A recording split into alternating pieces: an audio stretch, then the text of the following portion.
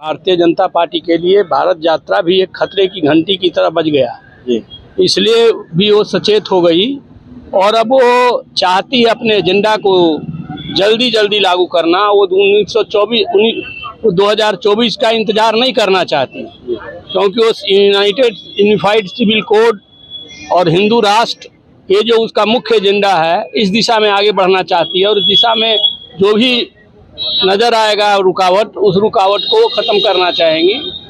और देखिए, याद करिए आप, 12 जून को इलाहाबाद हाई कोर्ट का फैसला आया था 75 में श्रीमती गांधी के खिलाफ, और श्रीमती गांधी ने इमरजेंसी लगाई और उसका नतीजा हुआ कि इंदिरा गांधी का सफाया हो गया चुनाव में। 80 के चुनाव में वही इंदिरा गांधी फिर बड़ी बहुमत से जीत के आई जब उसके साथ अन्याय हुआ। तो उसी तरह से आज जिस तरह से कर रही है भारतीय जनता पार्टी, एक एक संवैधानिक संस्थाओं को खत्म कर रही है और सब जगह दुरुपयोग हो रहा है ईडी का, इनकम टैक्स का, और आइटम नंबर 1, 2, 3, 4 की तरह टारगेट सेट किया जा रहा है विपक्षी नेताओं को। तो विपक्ष नमस्कार, आप देख रहे हैं 4 PM बिहार और मैं हूं अभिषेक मिश्रा। कांग्रेस के सांसद राहुल गांधी की सदस्यता चली गई है और देश के हर चौक चौराहे पर इसी बात की चर्चा है। दिल्ली से लेकर पटना तक बवाल है।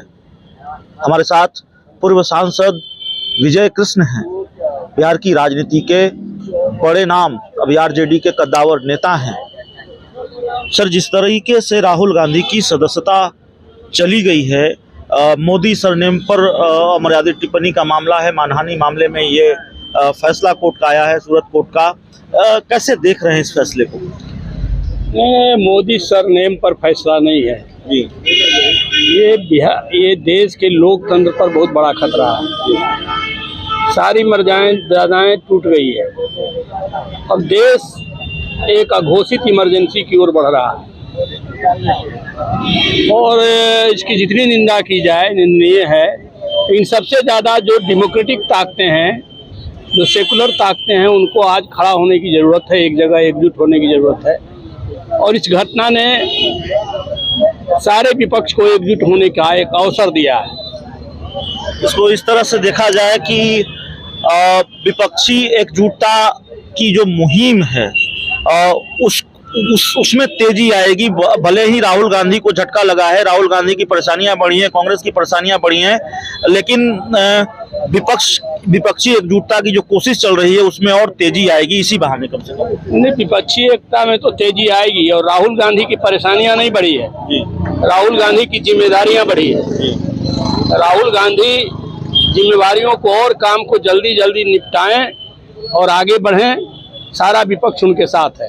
क्या इसको इस तरह से भी देखें, क्योंकि ये बड़ी चर्चा होती है जिस तरह से राहुल गांधी भारत जोड़ो यात्रा और काफी एक्टिव, एक परसेप्शन, एक धारणा जो उनके बारे में बनाई गई, उस धारणा से वो उभरते, उस धारणा को खारिज करते हुए दिखे हाल के दिनों में, ये भी एक चिंता वाली बात है भारतीय जनता पार्टी के लिए। आप सही कहते हैं। भारतीय जनता पार्टी के लिए भारत यात्रा भी एक खतरे की घंटी की तरह बज गया जी।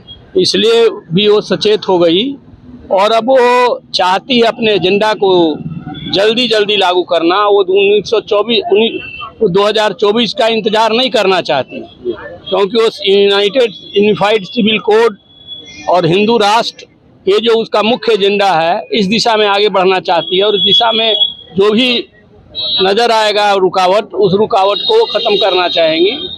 और देखिए, याद करिए आप, 12 जून को इलाहाबाद हाई कोर्ट का फैसला आया था 75 में श्रीमती गांधी के खिलाफ, और श्रीमती गांधी ने इमरजेंसी लगाई और उसका नतीजा हुआ कि इंदिरा गांधी का सफाया हो गया चुनाव में। 80 के चुनाव में वही इंदिरा गांधी फिर बड़ी बहुमत से जीत के आई जब उसके साथ अन्याय हुआ। तो उसी तरह से आज जिस तरह से कर रही है भारतीय जनता पार्टी, एक एक संवैधानिक संस्थाओं को खत्म कर रही है और सब जगह दुरुपयोग हो रहा है ईडी का, इनकम टैक्स का, और आइटम नंबर 1, 2, 3, 4 की तरह टारगेट सेट किया जा रहा है विपक्षी नेताओं को। तो विपक्षी नेताओं पर टारगेट नहीं किया जा रहा है, लोकतंत्र पर टारगेट किया जा रहा है। और आज जरूरत है कि सारे मतभेद को भुला करके विपक्षी दल एकजुट हों और जल्दी इस दिशा में कारगर कार्रवाई चल रही है, होगी। एक सवाल यह भी है, आप आरजेडी के कद्दावर नेता हैं और पिछली बार जब आपसे बात हो रही थी तो इस विषय पर बात हुई, सवाल पर बातचीत हुई कि क्या ईडी सीबीआई ने तेजस्वी यादव की ताजपोशी को मुश्किल कर दिया है, इस पूरे मामले में जिस तरह से उनकी मुश्किल बढ़ती रही। लेकिन अब तो तेजस्वी यादव ने खुद ही सीएम पद की दावेदारी छोड़ दी है, उन्होंने कहा है मुझे मुख्यमंत्री नहीं बनना है। क्या इसको कैसे देखते हैं, इस बयान को, तेजस्वी यादव के इस बयान को? नहीं, तेजस्वी यादव का बयान तो स्पष्ट है। अब उसमें कोई कहेगा कि हम बनेंगे, अरे जनता ने बनाती है जी, कोई के चाहने से नहीं ना कोई बनता और बिगड़ता है। टाइम प्लेस फैक्टर बड़ा होता है, परिस्थितियां होती है और सारी परिस्थितियां तेजस्वी यादव के अनुकूल है, प्रतिकूल नहीं है। तो चलिए, हमारे साथ पूर्व सांसद विजय कृष्ण थे और बहुत सधे अंदाज में बात करते हैं, लेकिन इसी अंदाज में बहुत कुछ कह भी जाते हैं। इस इंटरव्यू में, इस बातचीत में इतना ही। बहुत बहुत धन्यवाद।